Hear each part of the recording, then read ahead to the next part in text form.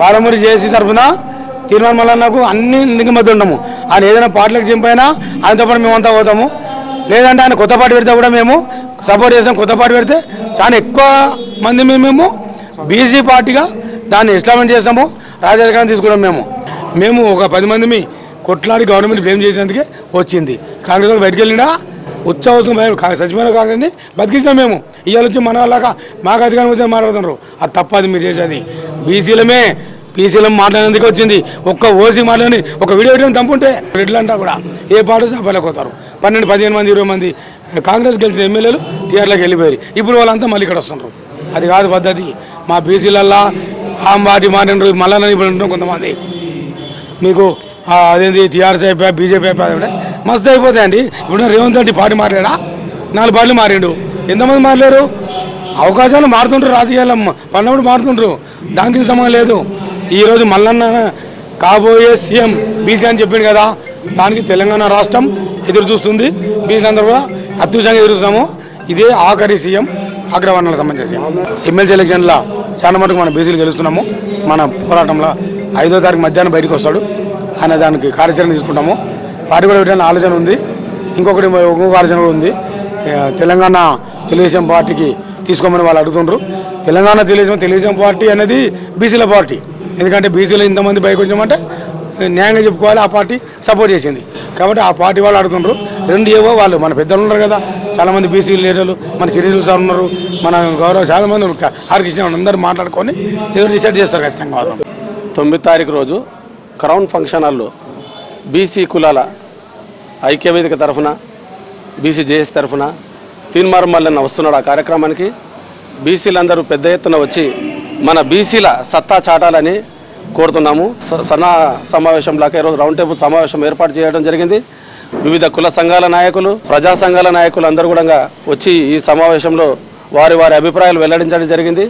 బీసీలకు అన్యాయం జరుగుతుందని, రాజ్యాధికారమే పరమావధిగా బీసీలు ఆ దిశగా ముందరికి కదలాలి, అందుకు ముందడుగు వేస్తున్న తీన్మార్ మల్లన్నకు సంఘీభావంగా ఉండాలని అక్కడ అందరూ మాట్లాడడం జరిగింది.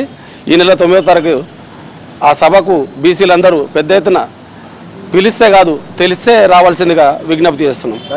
ఇక అది వారి పార్టీ అంతర్గత వ్యవహారంగా మేము భావిస్తున్నాము. వాళ్ళ పార్టీలో కూడా జగ్గారెడ్డి కానీ, కోమటిరెడ్డి వెంకటరెడ్డి కానీ చాలామంది చాలా మాట్లాడారు. సాక్షాత్ ముఖ్యమంత్రి మీదే మాట్లాడినారు. ఓటుకు నోటుకు అమ్ముడుపోయిన దొంగ, జైలుకు పోయిన బచ్చగాడు అని మాట్లాడినారు. మల్లన్న కూడా తొడగొట్టి గూట్లే సాలే అన్నారు. వాళ్ళకు సాధ్యమే అన్ని కాపోళ్లకు వాళ్ళు తిట్టుకుంటారు, ఒకటవుతారు. మనం ఎందుకు కాకూడదు అట్లా అనేది మా భావన. మనకు ఒకరు తిట్టే అవసరం లేదు, కానీ మన ఆత్మగౌరవం కోసము, మన రాజ్యాధికారం కోసము మనం ఆ దిశగా ముందుకు పోవాలని మల్లన్న మనకు ఒక ముందడుగేసింది. కాబట్టి మనం కూడా ఆ దిశగా ముందుకు పోదాం. ఒకరు తిడితే మనకు వచ్చేది ఏం లేదు. మనకు ఏమైతే కోల్పోతున్నామో ఆ కోల్పోయింది మనం సాధించే దిశగా ప్రతి ఒక్కరూ, ప్రతి సంఘాల వాళ్ళు వేరే ఎవరి చేతి కింద బానిసతత్వంగా ఉండకుండా, ఒకరి చేతి కింద పార్టీలుగా విడిపోకుండా బీసీలందరూ ఒకటే ఐక్యమత్యంగా ఉండి ఏదో ఒక జేఏసీ వేదిక అయింది, దాని కింద పోదాం. తెలంగాణ ఉద్యమం ఎట్లా చేసినామో బీసీ ఉద్యమం కూడా అట్లా చేసి బీసీ రాజ్యాధికారం దిశగా పనిచేద్దామని మల్లన్న ముందుకు వచ్చింది. కాబట్టి 9వ తారీఖు జరిగే మల్లన్న సభను విజయవంతం చేయాలని ముదిరా సంఘం తరఫున నేను కోరుతున్నాను.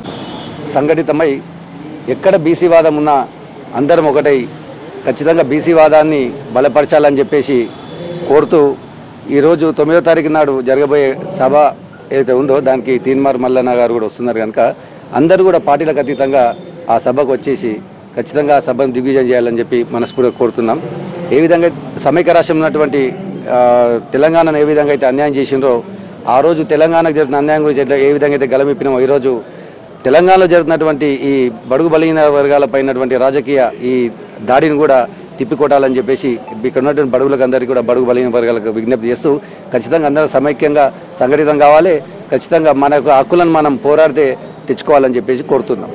ఈ నెల 9వ తారీఖు నాడు క్రౌన్ ఫంక్షన్ హాల్లో జరగబోయే ఈ బీసీ కుల సంఘాల సమావేశానికి ముఖ్య అతిథిగా తీన్మార్ మల్లన్న గారు రావడం మన మహబూబ్నగర్ జిల్లా బీసీ సంఘాలకు, బీసీ కుల సంఘాలకు ఒక ముఖ్య సూచనగా భావిస్తూ ఐక్యంగా రాబోయే కాలంలో రాజకీయంగా మనం బీసీల సత్తా చాటడానికి ఇది ఒక పునాదిగా పడాలని చెప్పి కోరుకుంటూ, ఎవరే కానీ చట్టసభలలో ఒక వ్యక్తి ముందుకు రావడం అనేది చాలా గొప్ప విషయం. ఎందుకంటే ఎన్నో కట్టుబాట్లు, వాళ్ళ పార్టీ కట్టుబాట్లు వాళ్ళ ఎన్నో ఉంటాయి, కానీ అన్నీ ఛేదించుకొని ఆయన ముందుకొచ్చి నా పదవి పోయినా పర్వాలేదు, నా బీసీ బిడ్డలకు అన్యాయం జరగకూడదు అనే ఉద్దేశంతో ఆయన ఏదైతే ఈ యజ్ఞం స్టార్ట్ చేసిండో, మనమెంతో మనకంత అనే యజ్ఞం స్టార్ట్ చేసిండో, బీసీ బిడ్డగా ప్రతి ఒక్కరు దాంట్లో పాల్గొని ఆ యజ్ఞాన్ని నిర్విఘ్నంగా కొనసాగిస్తేనే మన బీసీ బలైన వర్గాలకు ఒక ముందు ఒక భవిష్యత్తు ఉంటుందనే ఉద్దేశంతో